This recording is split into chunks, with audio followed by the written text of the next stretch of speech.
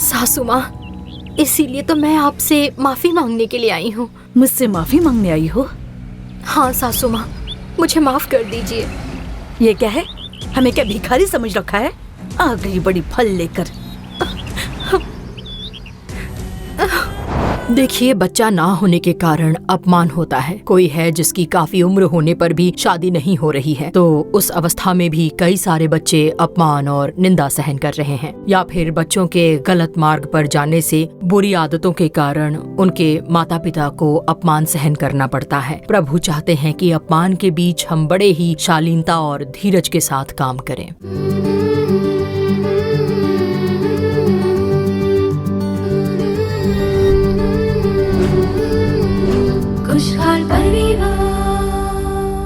खुशहाल परिवार के हमारे सभी श्रोताओं को यीशु मसीह के प्यारे नाम में प्रेम भरा अभिवादन। आज के इस दिन इस खुशहाल परिवार कार्यक्रम के द्वारा आप लोगों से मिलकर हमें बेहद खुशी हो रही है। आज के इस दिन अपमान के समय शांत रहना, इस शीर्षक पर हम लोग कार्यक्रम देखने वाले हैं। ऐसे कुछ लोग होते हैं जो अपने आसपास के लोगों को हमेशा हंसाते रहना चाहते हैं, तो उसके लिए हमेशा वो किसी न किसी का मजाक उड़ाते रहते हैं। अब उन्हें ये अंदाजा नहीं होता कि इसकी वजह से दूसरे के मन को चोट पहुंचा सकते हैं, उनका अपमान भी हो सकता है, इसका जरा भी ख्याल नहीं रखते। और कुछ लोग हैं जो अपने अपमान करने वालों से नाराज होते हैं और अपने अपमान करने वाले से बदला लेने के एक उद्देश्य के साथ कई बार उनकी हत्या कर देते हैं। ये सच है। कुछ ऐसे लोग हैं जो अपना अपमान सहन नहीं कर पाते हैं और आखिरकार खुदकुशी करने का फैसला कर लेते हैं। अब और कुछ लोग होते हैं जो अपने अपमान करने वालों के सामने बिल्कुल शांत रहते हैं और जिन्होंने मेरा अपमान किया है उनके आगे मैं ऊंचा उठकर दिखाऊंगा, इस जिद के साथ काम करके जिंदगी में ऊपर उठते हैं। हम जो प्रभु यीशु के बच्चे हैं, हमें सदा प्रभु यीशु के पद चिन्हों पर चलना होगा। जब प्रभु यीशु का अपमान किया गया तब उन्होंने बदला लेने के बारे में नहीं सोचा और उस अपमान को सहन किया। हम लोग जो परमेश्वर के बच्चे हैं, हमें अपमान के समय शांत रहना है। अपमान को आशीषों में बदलने वाले हमारे प्रभु एक दिन निश्चय ही हमें ऊंचा उठाएंगे। और अब आइए देखते हैं ज्योति दीदी कार्यक्रम खुशहाल परिवार।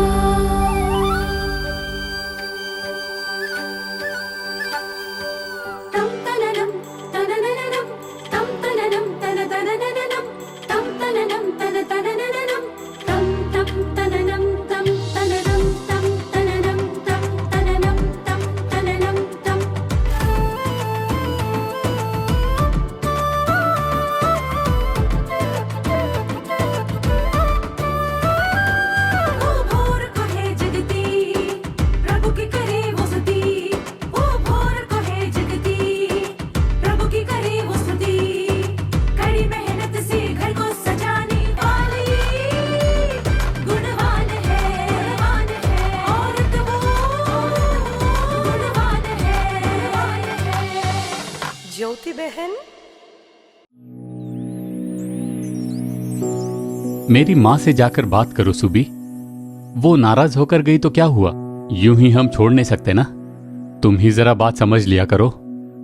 इतना जिद करना भी अच्छी बात नहीं है।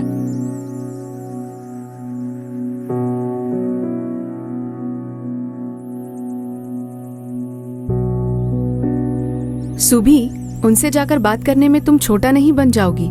वो उम्र में तुमसे बड़ी हैं। तुम बिना सोचे उनसे जाकर एक बार बात तो करो।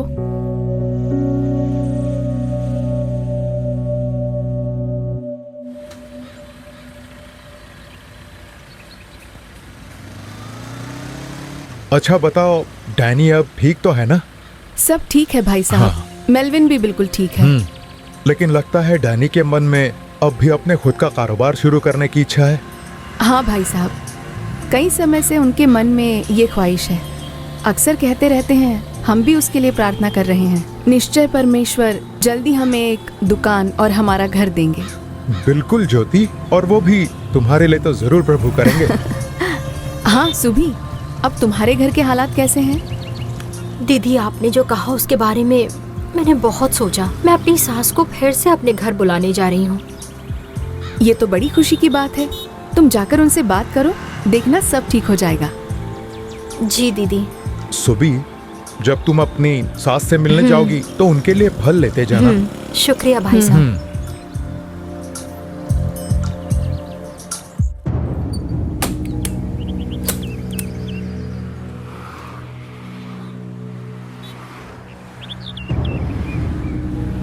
सासू माँ,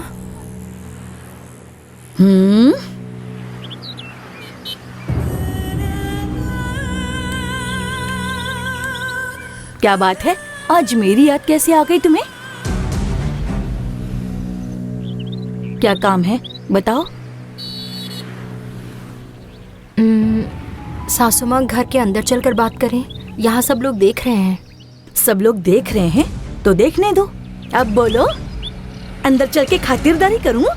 जब हम तुम्हारे घर आए थे तब तो बड़ी खातिरदारी की थी। मेरे घर क्यों आए हो ऐसे पूछा था ना, और अब मेरे घर के अंदर आना चाहती हो? मैंने ऐसा कब कहा सासू माँ? भले ही तुमने मुंह से कुछ नहीं कहा, लेकिन बर्ताव तो वैसा ही था ना तुम्हारा। सासू माँ, इसीलिए मैं यहाँ पर आपसे माफी मांगने के लिए आई हूँ। माफी मांगने आई हो? हाँ सासू माँ, मुझे माफ कर दीजिए। ये क्या है, हमें क्या भिखारी समझ रखा है? आ गई बड़ी फल लेकर।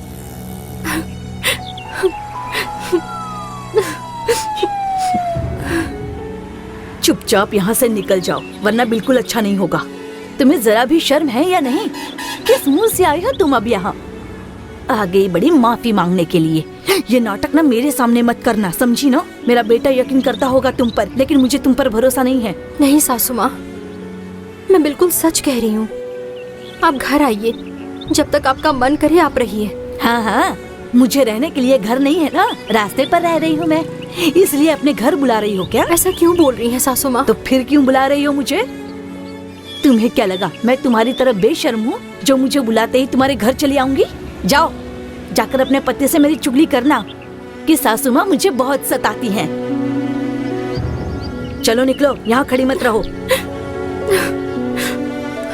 ए, ये सेब कौन उठाएगा यहाँ से? चलो ले जाओ इसे।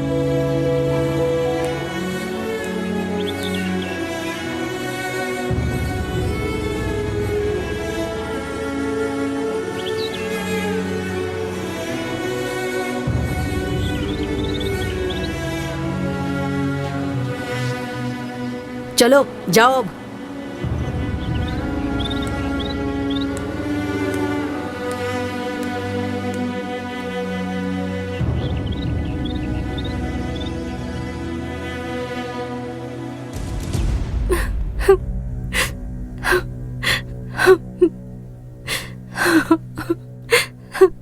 मम्मी, रोइए मत मम्मी।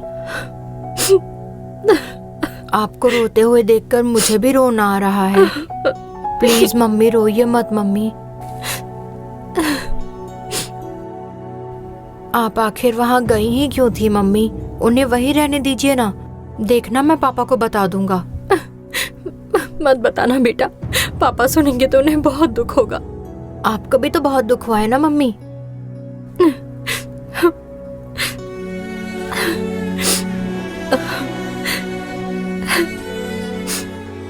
मैं नहीं रोऊंगी, ठीक है ना? जरा इंतजार करना बेटा, अभी मैं तुम्हारे लिए खाना लाती हूँ, ठीक है? ठीक है मम्मी।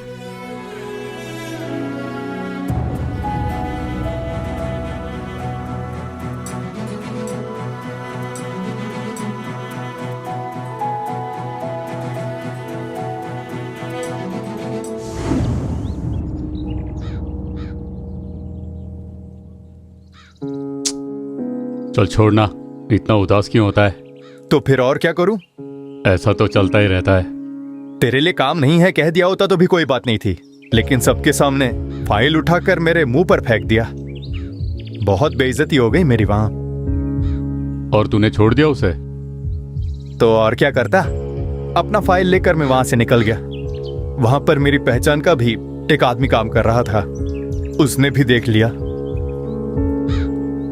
अब जब भी उसे देखता हूं तो मुझे कितनी शर्म आती है, क्या बताऊं।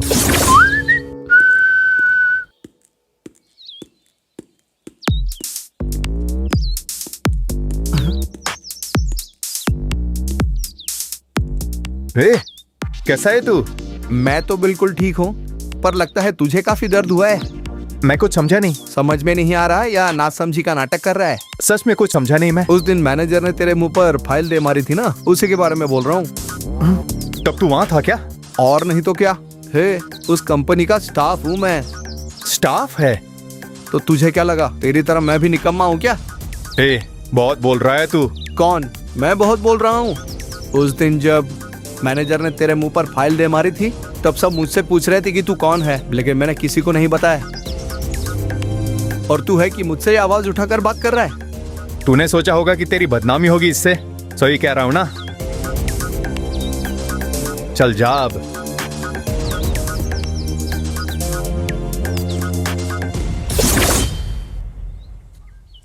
और तू चुपचाप वहां से आ गया? तो और क्या करता मैं, बता। वो तो वहां का स्टाफ निकला और दूसरा उस कंपनी का मैनेजर ठहरा।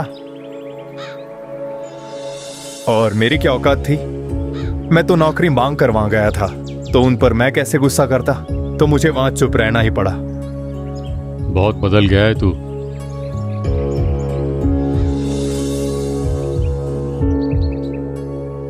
जो हुआ उसके बारे में मैंने भी सुना रमेश। सुनकर थोड़ा मुझे बुरा तो लगा था, लेकिन दूसरी ओर मुझे उसकी खुशी भी हुई। सच कह रही हूँ, तुमने जो भी किया बिल्कुल बाइबल के वचनों के अनुसार किया, इसीलिए मुझे बहुत ही अच्छा लगा रमेश। अय्यूब का उसकी पत्नी ने और उसके दोस्तों ने बहुत अपमान किया था, बहुत कुछ कहा, लेकिन अय्यूब बड़े शांत रहे। अय्यूब को न जाने क्या क्या कहा उन्होंने। बहुत अपमान किया गया उनका, लेकिन उसके बदले उन्होंने बस शांत रहना चुना। अपमान के समय शांत रहने का वही स्वभाव तुम्हारे अंदर भी है, और इसी बात की खुशी है मुझे। आज कई परमेश्वर के लोगों में ऐसा स्वभाव नहीं होता, पर तुम ऐसे ही रहना। ये तुम्हारी जिंदगी के लिए बहुत अच्छा होगा। तुम जितना ज्यादा से ज्यादा शांत रहोगे, उतना ही ज्यादा तुम ऊंचा उठोगे। लोग ये जान नहीं पाते, इसीलिए कई सारे परिवारों में अलगाव और झगड़े हो रहे हैं। अगर सभी लोग अपमान के समय में शांत रहेंगे ना, तो आधी से ज्यादा मुश्किलें हल हो जाएंगी। खुशहाल परिवार। तो श्रोताओं, आपने ज्योति दीदी कार्यक्रम देखा। आपके लिए उपयोगी था ना ये? अपमान के समय शांत रहना चाहिए, इस बात को जान लिया होगा आपने। अब आगे परमेश्वर का संदेश देकर आपके आशीष के लिए प्रार्थना करने के लिए बहन वसंती पॉल बिल्कुल तैयार है। प्रार्थना के साथ आप परमेश्वर का संदेश सुनिए। प्रभु निश्चय आपको आशीष देंगे।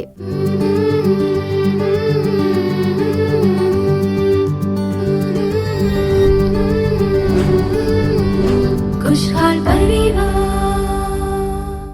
मसीह में हमारे प्रियजनों, यीशु मसीह के मीठे नाम में इस कार्यक्रम से जुड़े आप सभी को हमारा प्रेम भरा अभिवादन। आज के इस दिन इस खुशहाल परिवार कार्यक्रम में हमारे साथ जुड़े हुए आप सभी का यीशु छुड़ाता है सेवकाई द्वारा प्रेम भरा अभिवादन। इस कार्यक्रम में आपका स्वागत है। प्रभु परमेश्वर हमसे बहुत प्यार करते हैं, हमारे परिवार से प्यार करते हैं। प्रभु परमेश्वर की हमेशा यही इच्छा है कि हम हर एक बात में भले चंगे बने रहें।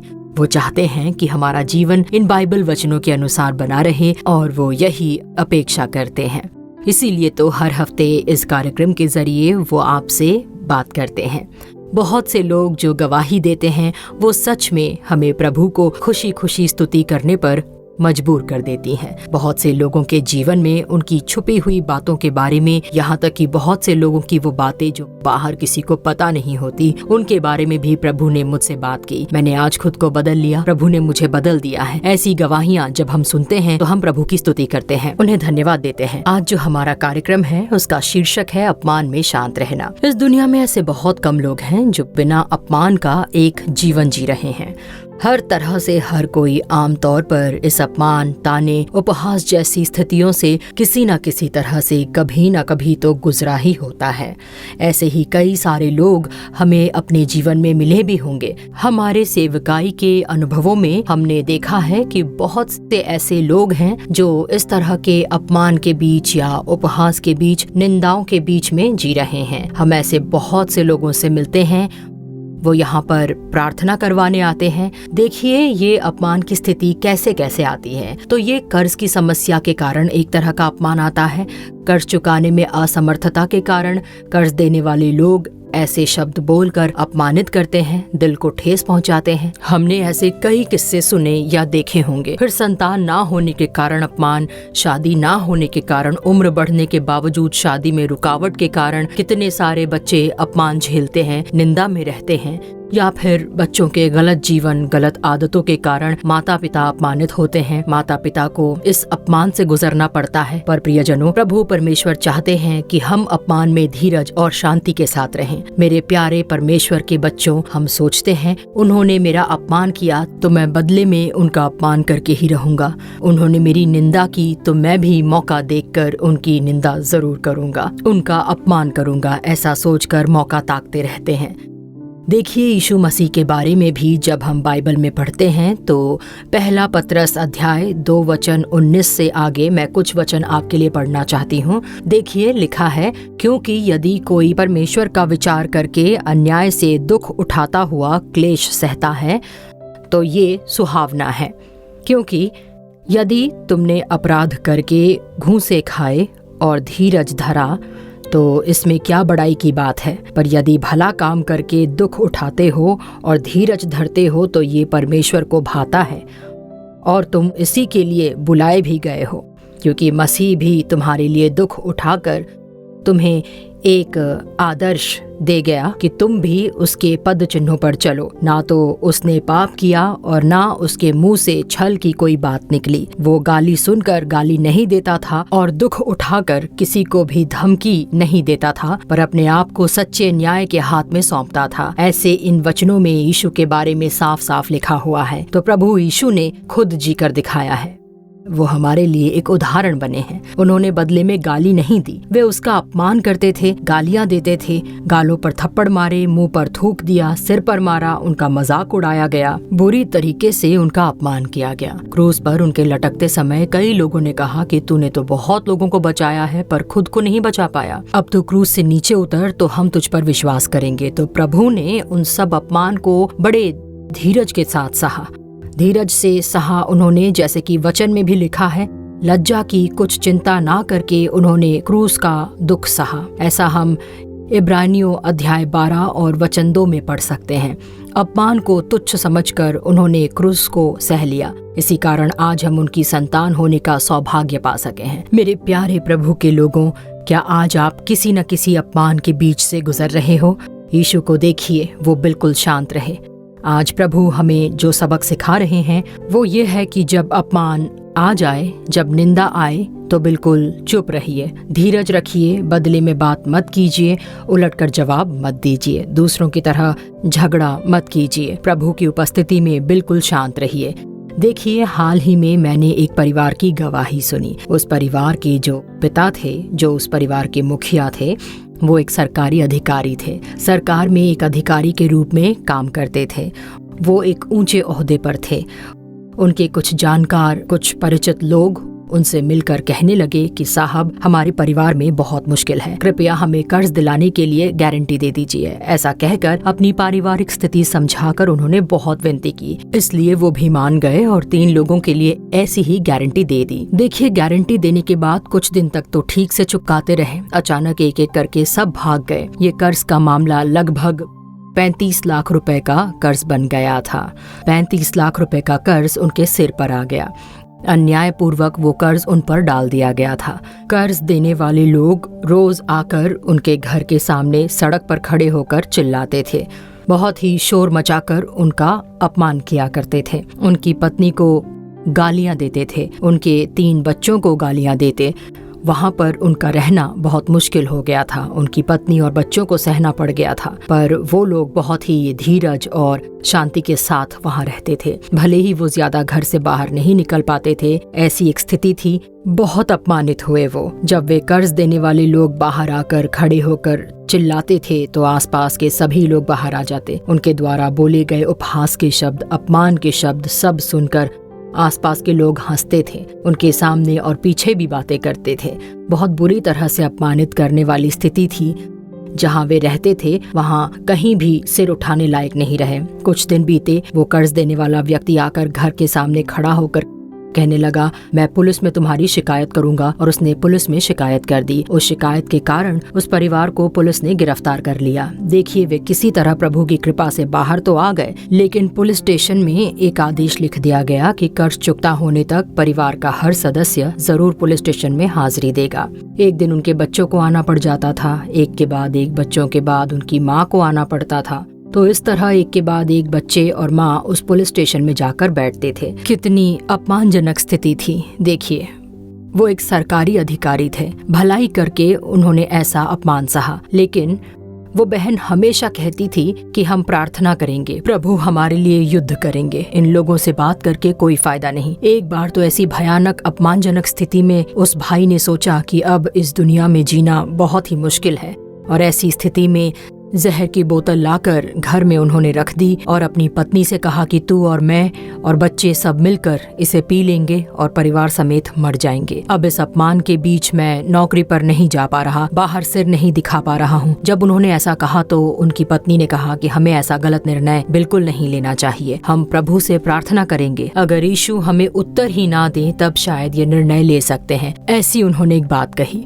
तब उस भाई के मन में थोड़ी आशा आई। उस बहन जी ने बताया कि उनके घर के पास ही एक कलीसिया थी, वहां जाकर दोनों हाथों को स्वर्ग की ओर उठाकर वो प्रभु की उपस्थिति में विनती करती थी, प्रभु देखिए ये अपमान, हमने कर्ज लेकर अनावश्यक खर्च करके ये कर्ज नहीं लिया था, किसी और के लिए मेरे पति ने गारंटी दी, अनजाने में हुई ये गलती हमारे ऊपर आ गई है, अगर आपने भी हमें छोड़ दिया तो हम कहाँ जाएंगे बताइए परमेश्वर, अगर हमने आत्महत्या कर ली तो नर्क में ही जाएंगे ना। इस तरह वो रोकर प्रार्थना करती थी, विनती करती थी, आकाश की ओर हाथ फैलाकर वो प्रार्थना किया करती थी। सिर्फ वो बहन जी नहीं, उनके पति, उनके बच्चे सभी इसी तरह प्रार्थना करते थे। परमेश्वर ने उनकी प्रार्थना सुन ली। आश्चर्यजनक रूप से उस सारे कर्ज को एक के बाद एक चुकाने में प्रभु ने मदद की। जिन लोगों ने कर्ज दिया था उनमें से किसी को भी प्रभु ने उनके घर के सामने आने नहीं दिया। उस प्रार्थना के बाद प्रभु ने किसी को भी उनके घर आकर अपमानजनक ताने वाली बातें करने की इजाजत बिल्कुल नहीं दी। प्रभु ने आशीष दिया, उन्होंने एक एक करके सारे कर्ज चुका दिए। प्रभु ने उन्हें वो कृपा दी कि आज जिस गली में, जिस शहर में, जिन पड़ोसी के बीच वे अपमानित होकर सिर झुकाकर बाहर निकलने में शर्मिंदा थे, उसी गली में, उसी शहर में, उन्हीं लोगों के बीच आज वे सिर उठाकर जी सके और अपने आसपास के लोगों के लिए भलाई कर सके। ऐसी एक महान कृपा प्रभु ने उन्हें प्रदान की है। वो बहन कहती है कि ये प्रभु की ओर से हुआ है, ये हमारी दृष्टि में अद्भुत है। मेरे प्यारे भाइयों, प्यारी बहनों, क्या आज आप ऐसी ही किसी अपमान के बीच हैं? कोई ना कोई अपमान, संतान ना होना या कर्ज की समस्या या शादी में रुकावट या परिवार वालों द्वारा त्याग दिए जाने का अपमान है। प्रभु की उपस्थिति में आज मैं आपके लिए ही प्रार्थना करने जा रही हूँ। प्रभु ने आपसे बातें की हैं। अगर कोई आपका अपमान करे तो आपके लिए वो आशीष बन जाएगा।